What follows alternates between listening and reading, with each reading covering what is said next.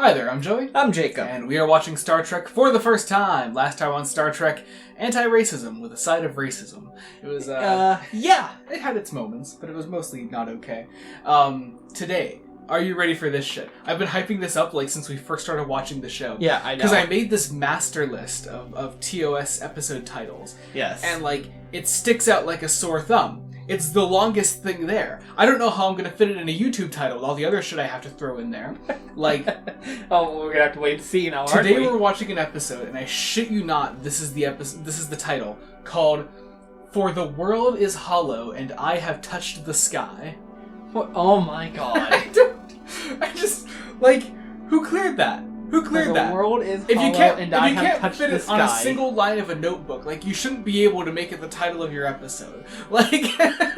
I mean, I guess it's going to be what's in the episode. I guess. But, I guess. out of just strictly that sentence, I would have taken either the front half or the second half. Yeah, you don't need both halves. Anyway, we're going to get into post-episode thoughts in a second. Be sure to join us then. We're about to watch For the World is Hollow and I Have Touched the Sky. I can joke about that title all I want, but damn, that was a good episode. Yeah. I really, really enjoyed that. That was just a solid episode. Yeah. Star Trek doesn't just do strictly character pieces often, but I felt like that's what this was. Mm-hmm. It's a really strong personal experience for Dr. Leonard McCoy as a character, who I think we've expressed many times in these videos that he's our favorite guy on the ship. Oh, yeah. I love him. He's so good. Of the three not ensemble show, he's probably he's absolutely one of my favorites. Yeah, he's so good. Oh my god. So my first note is a joke though, but the very serious subject matter of this. McCoy has space cancer. I have written down because I look. They said it a couple of times throughout the episode. I can't remember the name of the disease. It's space cancer. It's effectively exactly what it is. Yeah. I don't know. Oh my god, DeForest Kelley's performance in this episode. And also just a wonderful script. I forgot to write down the writer. I love seeing this side of McCoy. He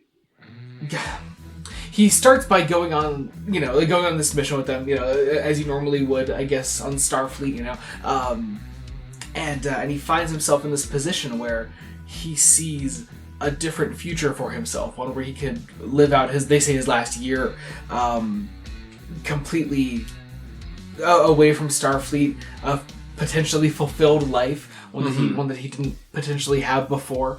I don't know. I adore that. I think it's such a wonderful idea, and you could see, and also the only thing I would really commend this episode on is that it doesn't just make that point immediately clear to you.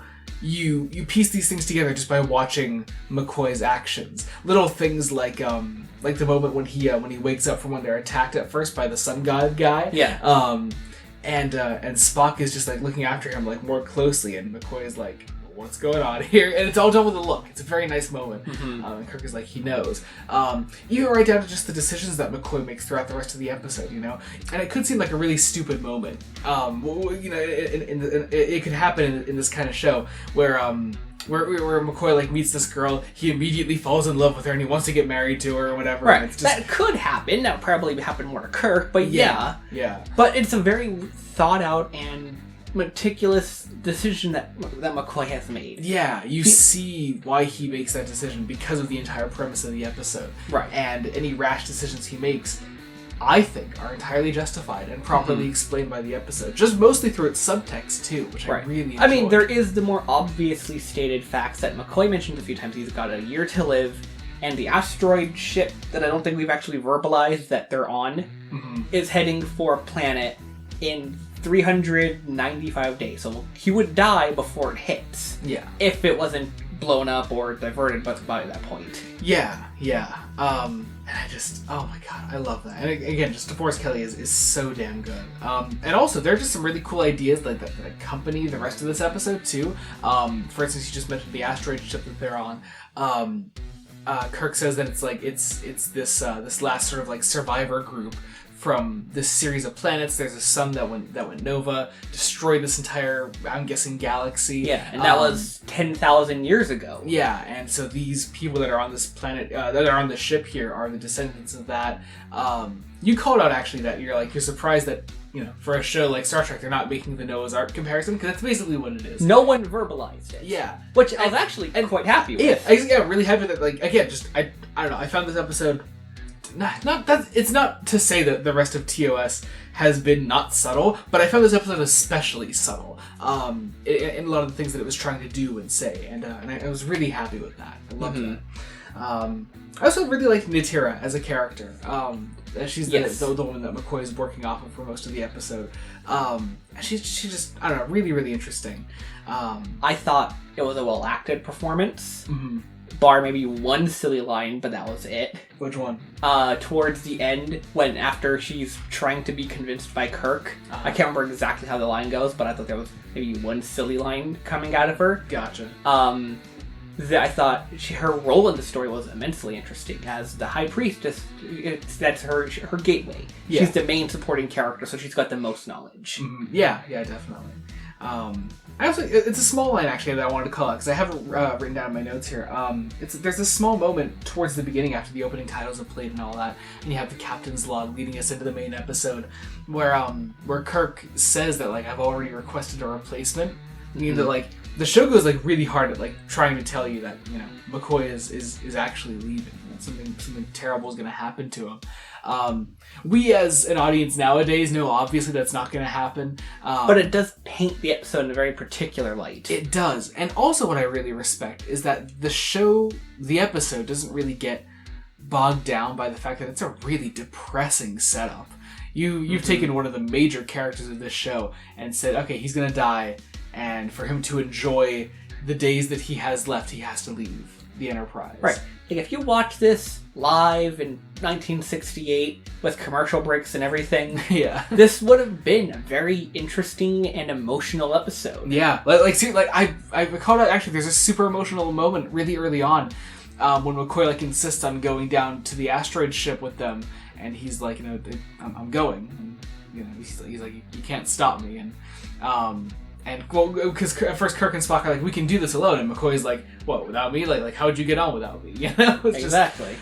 Oh man, I love that. I love this character so much. I love McCoy most of the time because he's just kind of a funny guy. Yeah. You know, I love DeForest Kelly's performance. He brings a real charm to the role. But this here, I think, really solidified that he's probably my favorite character in the whole fucking show.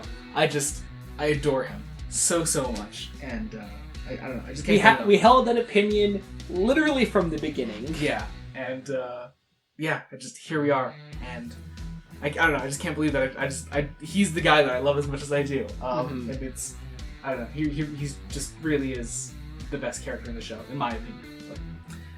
And I'm incredibly grateful that we found the magical cure for space cancer at the end. Yes! So, which is really one of the only things that I could fault this episode on, other than some weird costume choices. Yeah. They look very sparkly. Yeah. One of the other things, it's a bit of a just really quick ending. I was like, because when the sun god guy, like, heats up the room or whatever, I was like, oh, maybe it, like, burns out the space cancer or something. That would be a cool way out of it. But instead, it's like this stupid moment where Spock is like, hey, look, these guys have made some incredible medical advancements. Cut to McCoy being cured of space cancer. I do have one little gripe about that, which is interesting. Does that imply that 10,000 years ago when the sun went supernova, that they didn't get this information off the planet? I don't know. Or did they make these medical advancements since leaving? In like, what was it? In the 10,000 years. That's, I think, probably far more likely, actually. That seems to be what the implication is. Yeah, because I guess they wouldn't really have to deal with it, so they spend all their time researching it. I guess. Yeah, that makes sense. Yeah.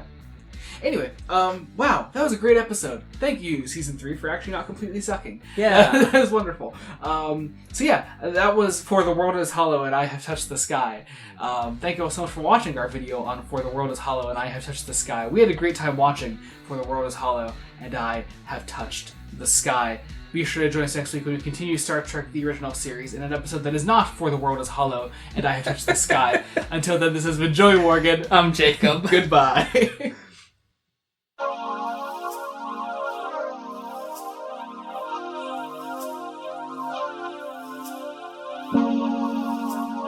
all.